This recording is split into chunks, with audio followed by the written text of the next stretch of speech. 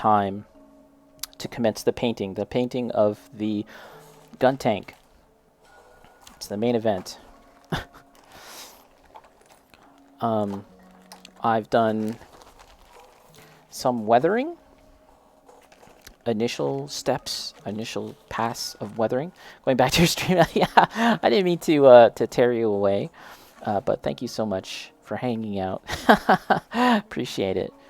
We might have to take another look at it again, just because I definitely want to show it off again. Maybe a little later, so that more people can see. But here we are. Paint the Guntank. Yes, if you look very closely, we've got some initial kind of weathering, and not so much weathering as it is scrapes and scratches, chipping. And we're going to continue to do that. Here, let's put this down a bit, because it doesn't need to be so high up. Yes, and we're going to continue to do this. I think it's a good idea to do a little bit at a time. You guys know I say that all the time when it comes to weathering, because it's a lot easier to add more to your painting, add more to your project, than it is to take it away. But also, if you take a break and come back to a project, you can kind of think about what you've done thus far and how you can improve upon it, right? So that's what I've sort of was reflecting on during this project, was like, okay, looking at all the scrapes and scratches that I've done thus far, I think that we need to think about the directionality of the weathering. Let's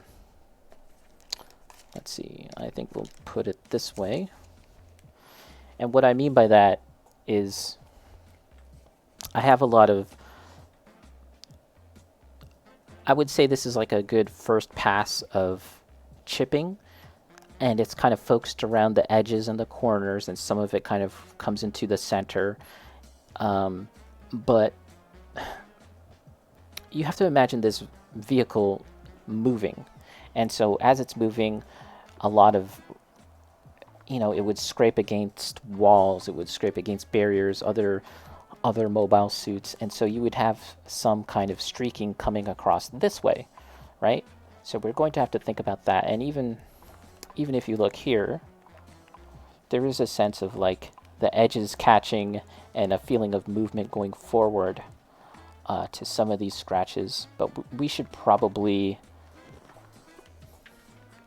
accentuate that more. So that is the objective for today at the start. So let's get started.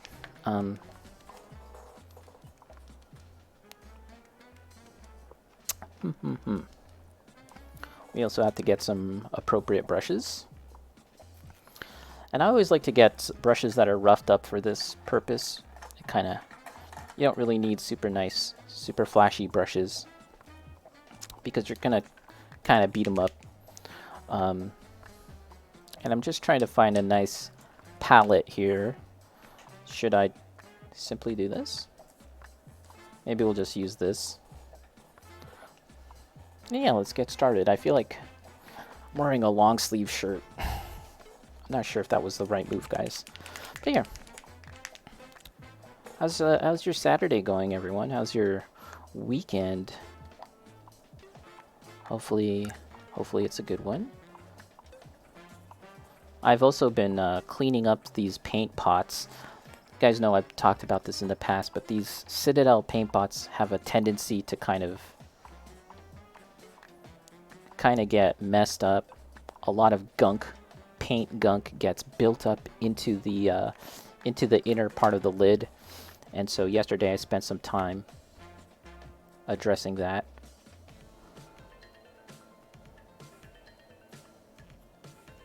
So yeah, this is what we're doing. We're just kind of, once again, thinking about the direction. As I said, this is a vehicle that's moving, and as it's moving, rocks and barriers would kind of skip across. I'm just trying to get that feeling with the scratching of the paint, so to speak.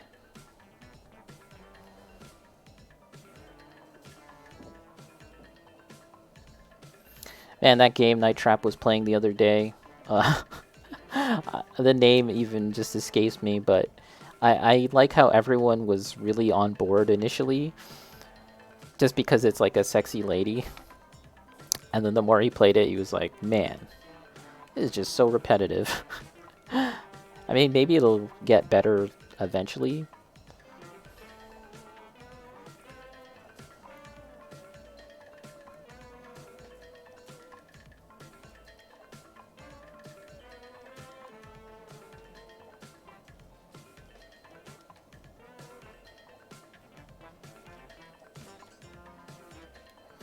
We're being very, very light touch with this. We don't want to overdo it.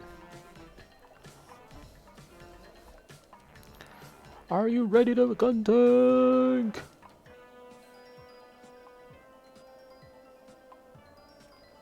And you guys know that I've been trying to stream at different times of the day, especially you know, on the weekend. So one day I'd like to do another morning stream. I've only had a morning stream once, and I was so out of it. I was like, ugh.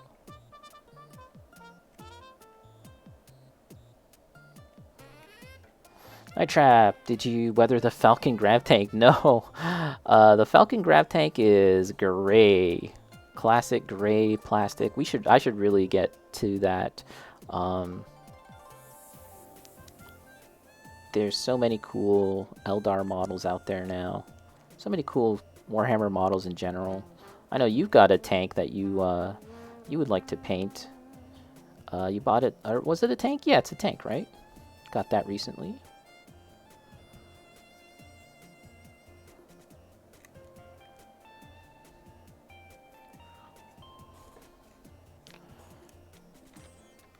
No, I really need to though.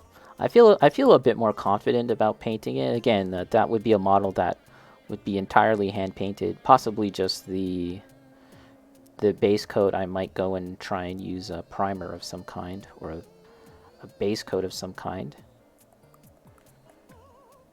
And at the time, I was always a little nervous about taking on that project because I had never painted that much flat surface area, right?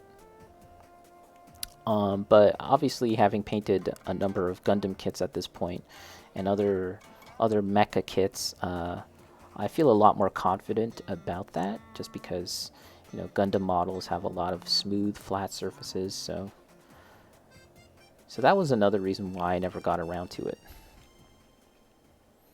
The color scheme reminds me of Voltron or Volta's V, says Arch. Yeah, so I think a part of that is just due to the fact that, like, this design itself, the Guntank, kind of comes from that era. It was probably just a few years after those shows premiered. Gundam itself premiered in the late 70s, like 78 or something like that. Voltes V, I don't know the specifics, but it probably would have been around that time, give or take, plus minus a few years.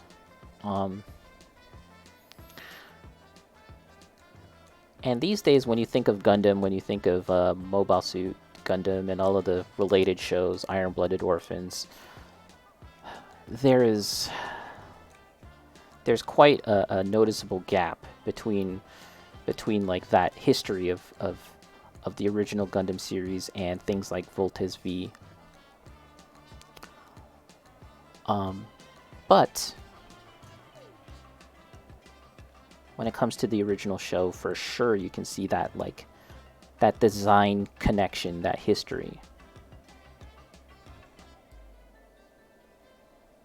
The blues, the bright primary colors. Very bold, yes. Destruct, do you airbrush or just brush paint? I only brush paint so far with the Gundam markers. Yeah, so over here I just brush paint.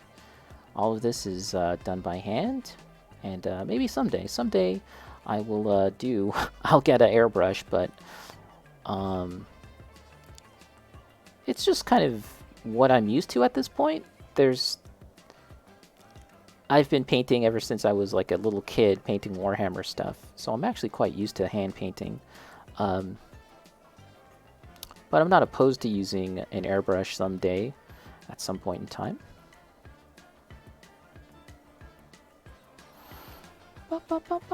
Alright, so let's just keep on going and working our way through the other parts. I just cleaned this cutting board because it had a lot of buildup of paint and muck and all of that jazz. So I just cleaned it, so I'm reluctant to just like wipe my brush on it, even though that's what I normally do.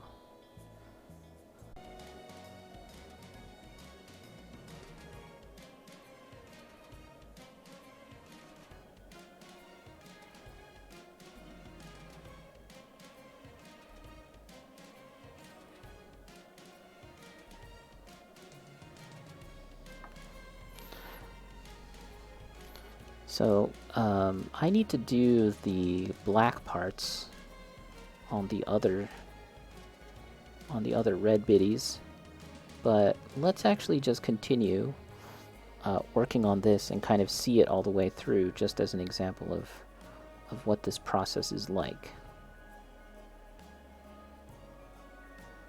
And you know, this is kind of how I do it. Of course, there's a lot of different ways to do chipping and weathering, and I'm constantly learning, watching different videos on techniques, and I'd like to try other techniques. It's I was just talking about that. That's what makes the hobby fun. All right, so now let's take some white. We're not going to use pure white. We're going to mix some white into this pink that I've made, and that will be like the final kind of like pass for the scratching that is. And there's more to do in terms of like stains and rust. All of that we will get to, if not today, another day. Yeah, so I'm mixing it right now. Wow, I've been streaming for an hour. What the heck? What the heck?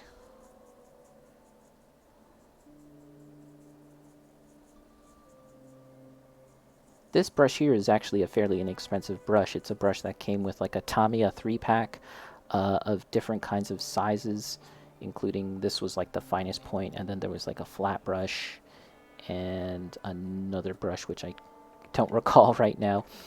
But again, it's like it's something that gets the job done, and we don't really need anything too fancy.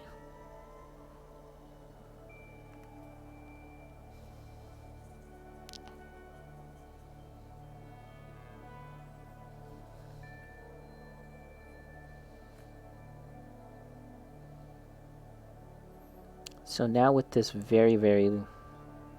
this much lighter pink, we just trying to catch a couple of spots, and it's just, you just have to imagine like something that's chipped, and that little bit of paint that's flaking off would have a very hard edge, and that hard edge would reflect the most light as it comes to a point, and that's what we're trying to kind of get across now with this step.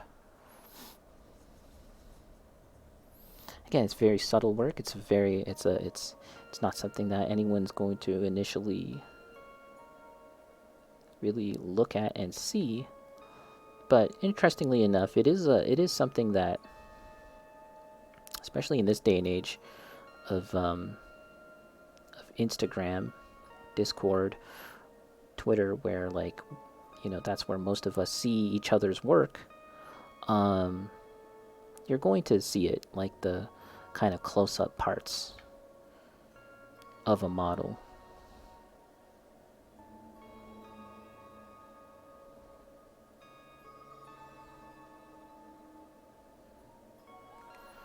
I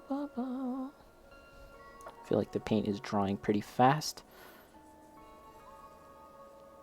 partially due to all the lights. Could be a factor here. Got 3 lights beaten down on me. We can add a bit more paint. You know, a bit more white and pink. This should be fine. This is fine, mean. Lotto from Unicorn can be called a Guntank. Lotto. Lotto.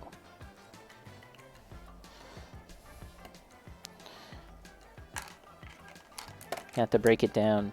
Is it a Guntank? It's like a new game show. Is it a Guntank? Gotta get Pat Sajak on the phone. Is he alive still? I don't know. Is it a Guntank with Pat Sajak? Alright. So once again, we are going to just drag, do a couple of dots, a couple of little flecks of this, and make sure it's kind of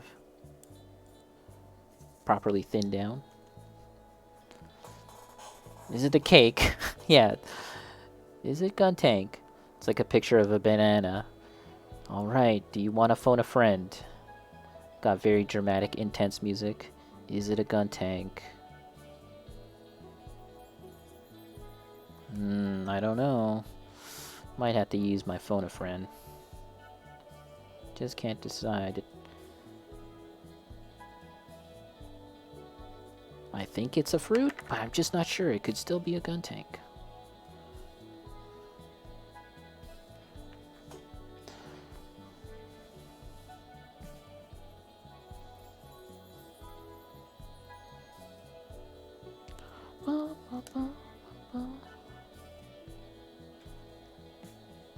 Drag it down. Drag it down. I was already kind of doing a bit of this with the Nuln Oil Citadel color.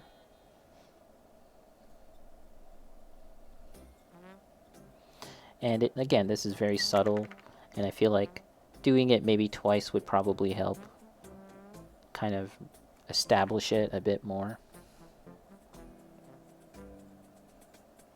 Or perhaps this brush is a bit too moist. Again, it's a watercolor brush, so it does soak up much more water. It does hold a lot more water than an average brush.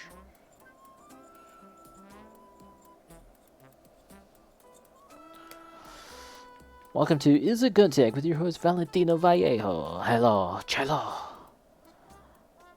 It is I, your host Valentino Vallejo. Welcome to another episode. Will It Guntank? That's the spin-off show, Will It Guntank? Yeah.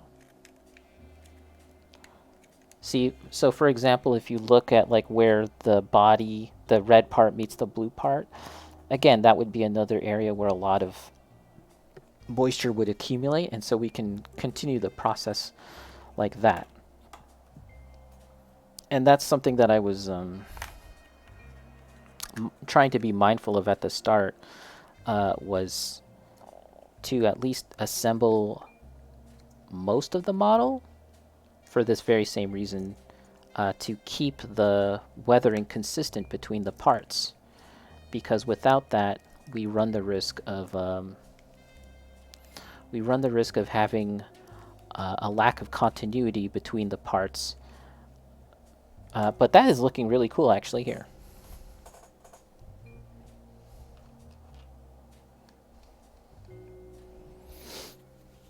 Breaking news, internet sloth breaks up marriage.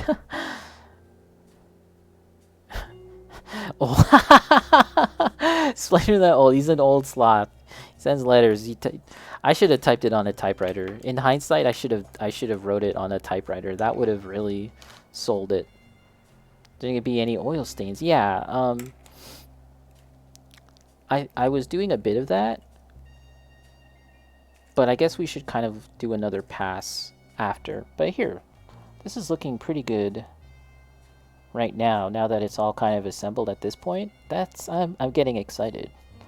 I'm getting excited, guys. This is what an old sloth gets excited about. Yeah. Cool. So let's keep it going, guys. Again, just the same process. Maybe this time we'll...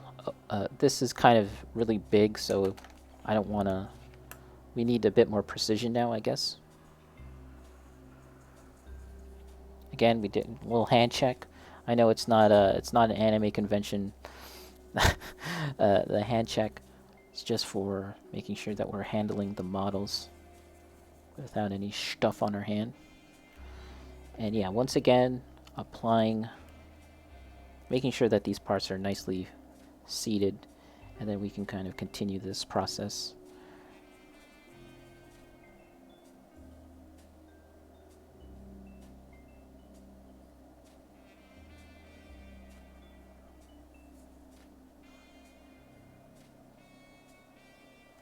And drag it down. This brush is pretty handy because it's very gnarly. It's very messed up.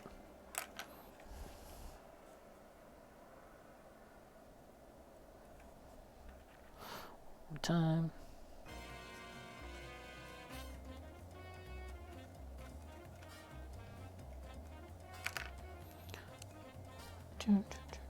All right.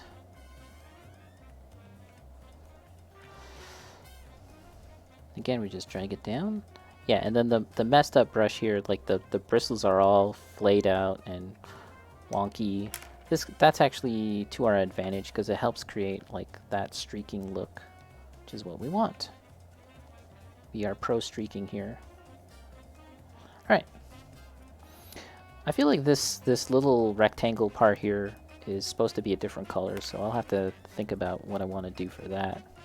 But again, where these parts are joining, for example, this part here, again, imagine a lot of oil and moisture accumulating in those parts.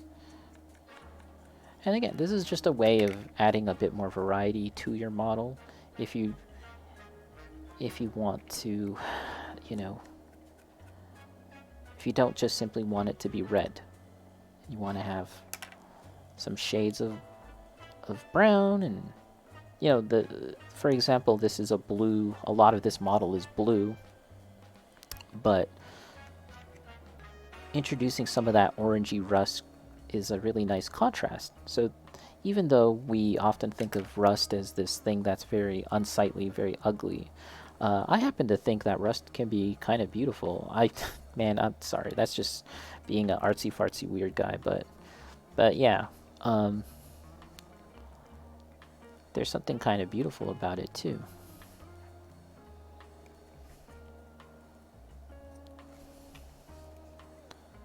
I may or may not have a reference file folder of a lot of rust. I may have taken pictures personally of rusty things, rusty trains, for that exact reason. Maybe. Cannot confirm or deny.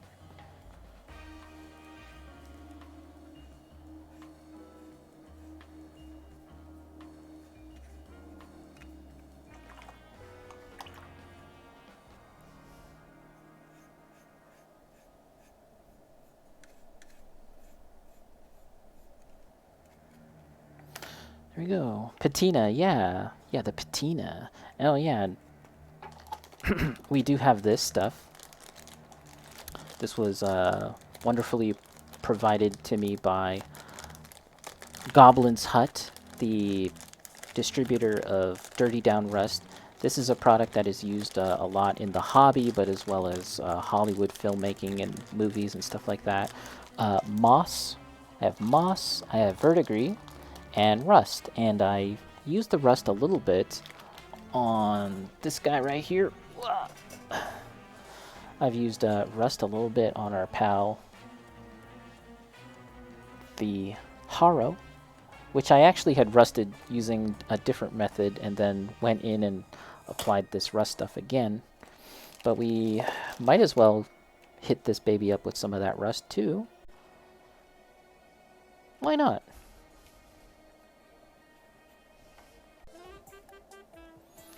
All right, continuing. So you guys can see this process. You can see how I'm doing this, and it's not that hard, and I think that the results are really nice. So if you're someone that's kind of interested at trying weathering and rust, but you're kind of like, ooh, I'm not ready for that. I don't know if I can do it. Like, You guys are seeing right now, real time, this process, and it's actually not that bad. I would say that, like, look at how I'm simply kind of just going back between two different things, two different brushes. I believe in you guys.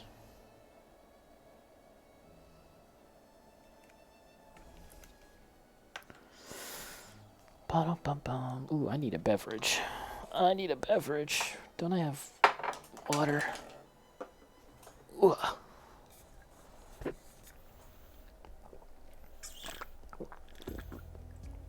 Big old gulps of water.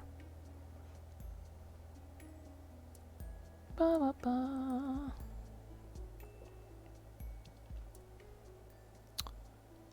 Hold on, guys.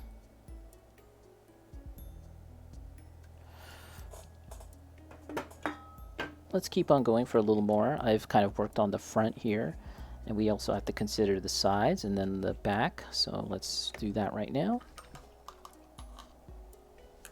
The back, you always need to pay attention to the back. The back needs love too.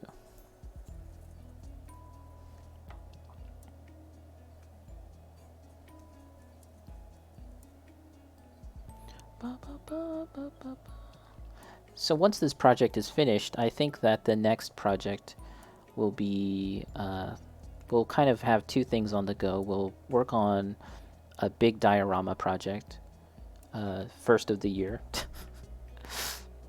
And I'm not going to lie, guys, I'm a little,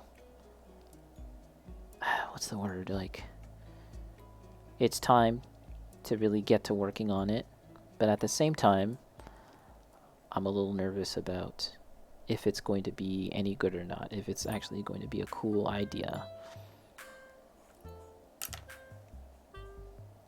So I guess it's one of those things where I'm just kind of caught up in my own head, so I guess.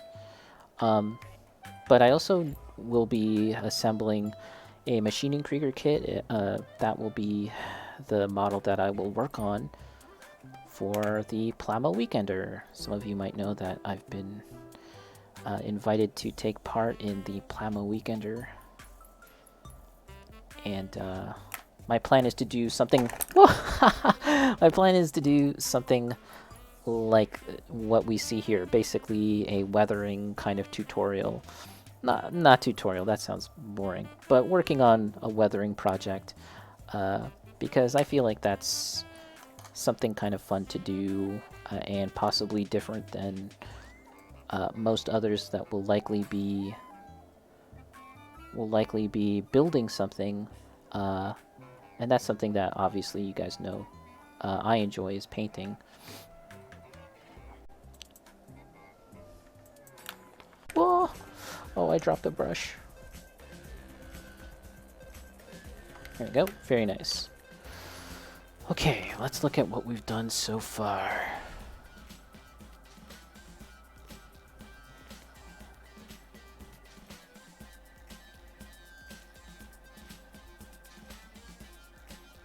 Going to push it further.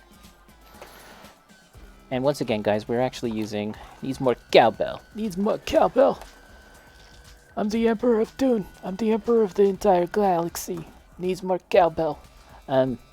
This step starts staining the chipped areas as well as blending the previous step. For staining, we use bright colors, model color orange brown 70.981 and model air orange rust. This bright rust staining is applied over the chipped area and around the chip into the base paint. While still fresh, the wide damp brush is used again to stump and blend the stain. It is best to work a small amount at a time and always keeping the stumping brush clean and damp to wet. Okay, so maybe this is the last little stage that we'll do for today, because I've now latched onto the notion of making cookies.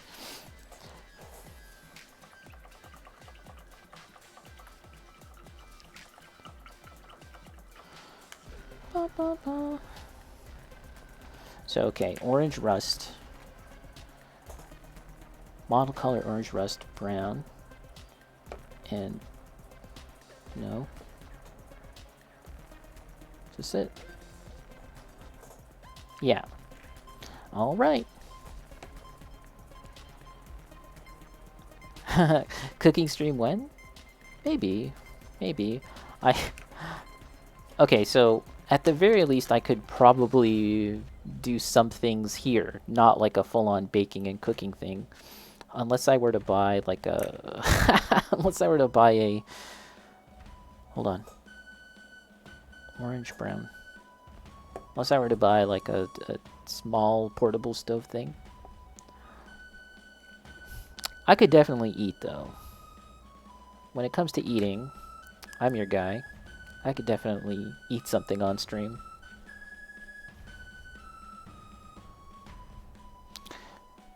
Where the words get switched around?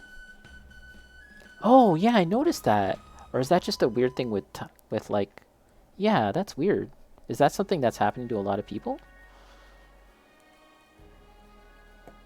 I'm gonna blame that for whenever I spell something incorrectly. I'm gonna blame Twitch now, because I've definitely done that. Alright, moisten brush, yes, check.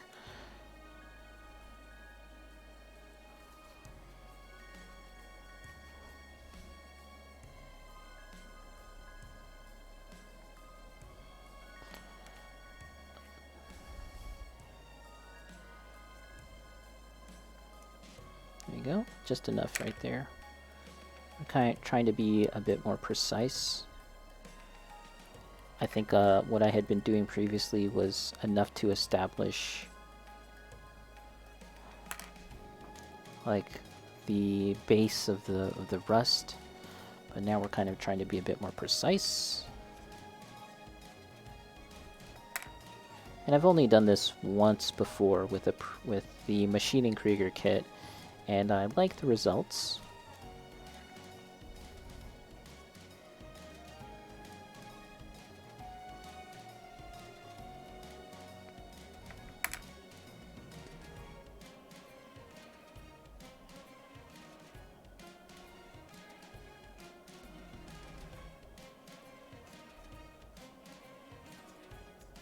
Alright.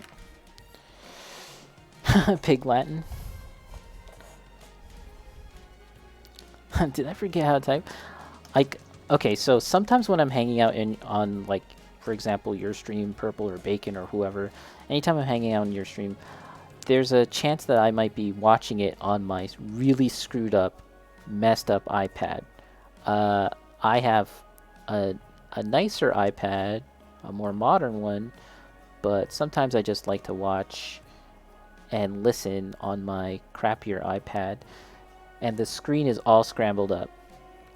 And so if so if you guys notice I'm typing like really poorly, that is part of the reason why. The screen is all scrambled up. Practically 2/3 of the screen is like shit. But if I'm mostly just listening to someone stream, then I'll just use that thing.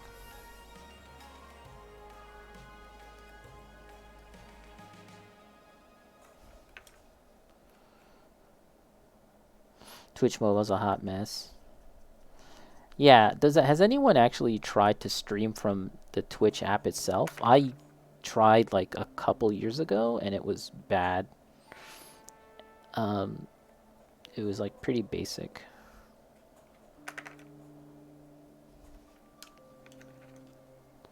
You would think that they would try and make it like really nice, given the fact that like I would say the majority of people are probably watching it, using it mobile, or at least a large percentage. So you think that they would try and make it nice.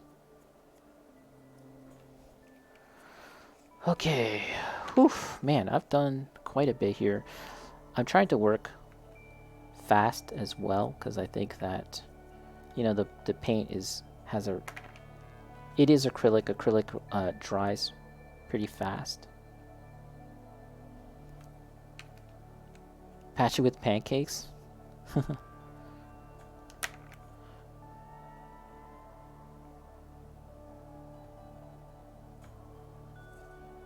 And basically, we just keep on going. This process is effectively like you just keep on going until you're satisfied. I would say right now, it's looking good. And here's another pro tip, guys.